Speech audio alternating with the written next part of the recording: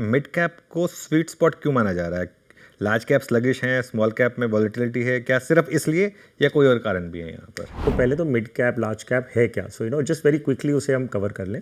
Amphi की definition के हिसाब से टॉप 100 कंपनीज जो है in terms of market capitalization वो लार्ज कैप है। उसके बाद में जो 150 कंपनियां हैं वो मिड कैप, और उसके बाद 250 कंपनियां स्मॉल कैप। सो 1 लाख करोड़ से लेकर 19 लाख करोड़ की जो कंपनी मार्केट कैप है वो है लार्ज कैप। सो उसमें आ गई आपकी रिलायंस इंडस्ट्रीज ऑफ कोर्स, जो top most company going up to doctor Reddy laboratories. Mid cap में 35,000 करोड़ से लेके 1 लाख करोड़ तक की ये जो मार्केट कैप की कंपनीज हैं वो मिड कैप में आती है। और इनमें नाम जो टॉप की हैं वो श्री सीमेंट, 250th कंपनी है वो है global health. Okay, small cap 251 से स्टार्ट होती है, उनका मार्केट कैप टिपिकली 12,000 करोड़ से 35,000 करोड़ तक रहेगा। उसमें एसीसी से लेके फिनोलेक्स इंडस्ट्रीज तक आ जाती है। सो ये आपका हो गया division with large, mid and small cap.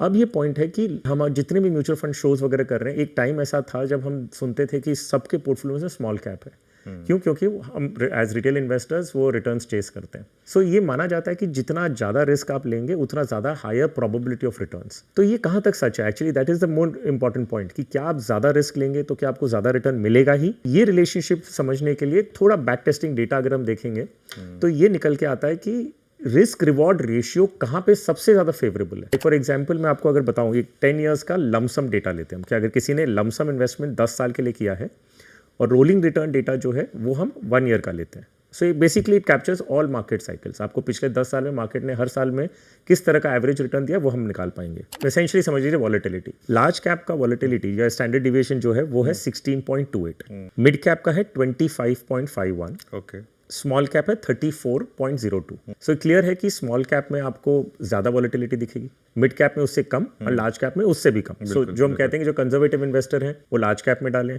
जो थोड़ा रिस्क ज़्यादा ले सकते हैं मिड कैप में, और जो बहुत रिस्क लेना चाहते हैं वो स्मॉल कैप में।